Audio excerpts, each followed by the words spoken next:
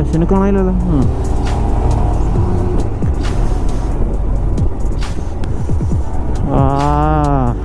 Oh man, this is dam.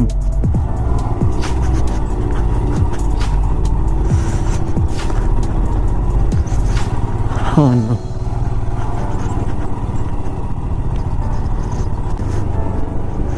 ഈ മണലാണ്.